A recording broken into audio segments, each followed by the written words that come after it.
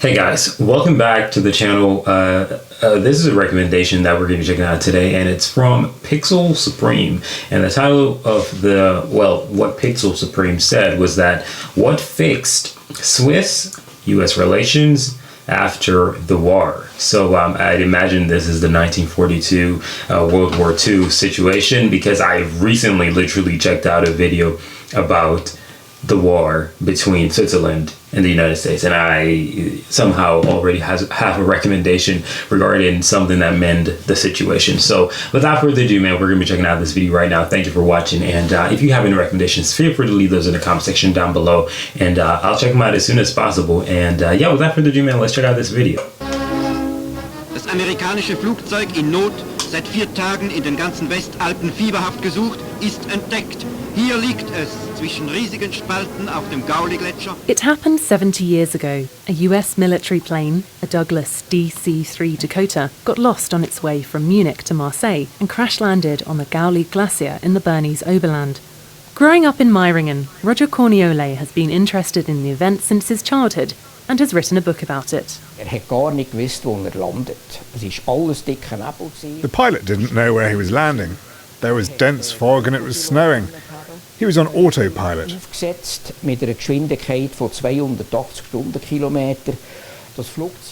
plane hit the ground at 280 kilometers per hour. It stayed in one piece, which saved the crew's lives. They could huddle in the cabin of the wreck. Their guardian angels must have worked long hours.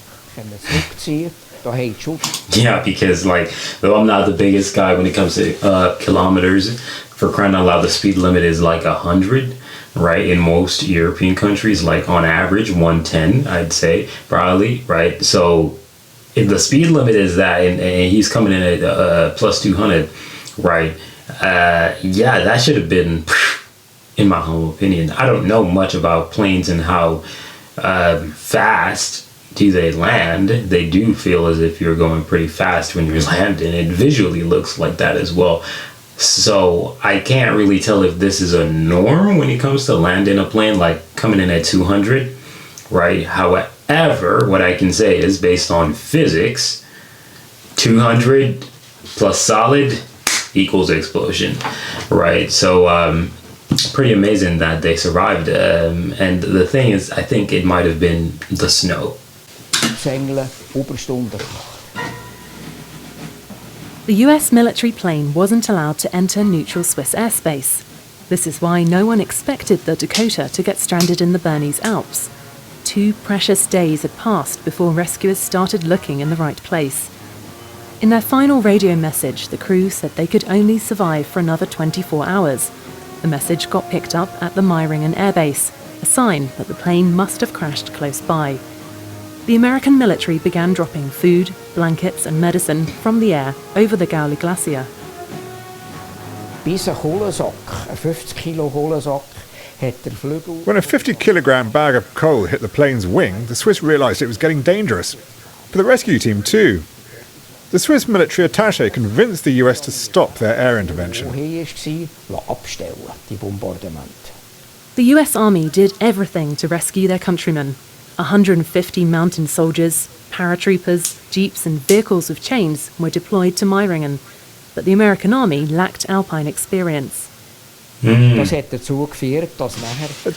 I'm very impressed that, I'm not trying to bash the United States military. I am not, right? But generally speaking, I'd always have the assumption that most of the time when somebody gets injured in a manner of military like that, where the plane crashes, they would not be so eager to actually rescue. They'd rescue, but they'd probably think that, well, to be honest, maybe it's probably because the guys had a radio and they were able to be like, oh yeah, we're still alive. Maybe that's the case. That could potentially be the case, actually, because they were quite eager, and I like it. But I think I'm just figuring out probably why they were so eager, because if they're still alive, why not help them, right? But if it was probably they crashed in the mountains and there was an explosion, they probably wouldn't do nothing. At some point, the head of the Swiss mountain guides advised them not to launch paratroopers onto the glacier, or they would have to be rescued as well. He said the mission could only be accomplished on foot and by climbing some of the way. Ist, dass man zu Fuß geht und zum Teil sogar klettert. So the US unit stayed in the valley, while the Swiss army sent over 80 men to the Gauli Glacier. Meanwhile, the rescue mission hit the international press. Hordes of Swiss and foreign journalists headed to Meiringen. Hotels were completely booked out. For example, the Löwen, which at the time was run by Irma Jahn's parents. The 90-year-old remembers how the phones were constantly in use in November 1946. Jesus Gott, da hat man müssen aufpassen. Gosh, we had to be careful. I remember one phone call that cost 146 francs. That journalist just wanted to leave without paying. But I got him. I noticed him spending a lot of time on the phone.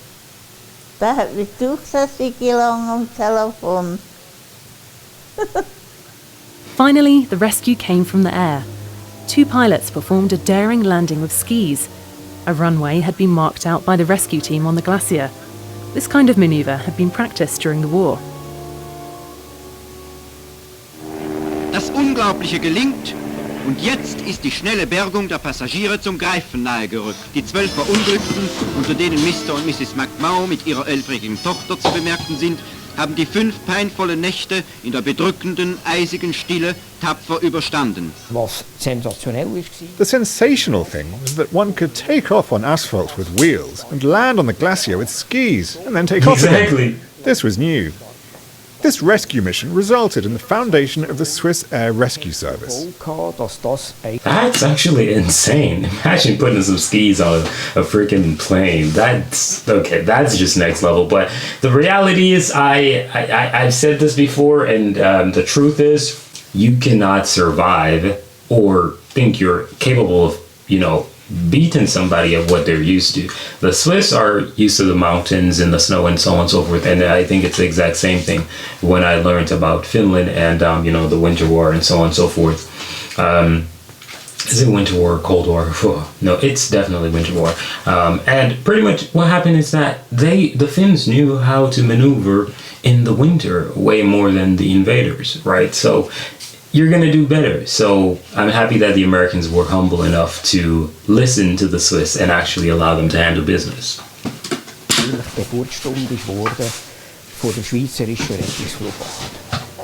After 9 flights, everyone was safe. And so, one of the biggest alpine rescue missions had a happy ending.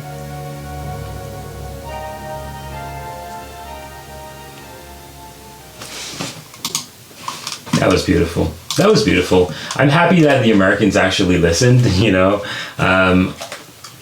Often you don't really find Americans on the side of the ones listening, I guess. But every time when, Americans technically listen to other countries and their advice, I think it will go well, because I think majority of the world sees Americans or America in general as the big bully at times. And it's not the best, look, but I'm happy when there are moments where others can actually be of help to the United States because, we're humans. We all need some help every now and then. So this was a pretty well done job from the Swiss military and pretty smart actually using, skis on a plane. It actually makes a lot of sense because you can just glide on the snow until you come to a stop, I'd imagine. So pretty amazing. Thank you guys for watching this video. Thank you for the recommendation as well. And I'm out of here, guys.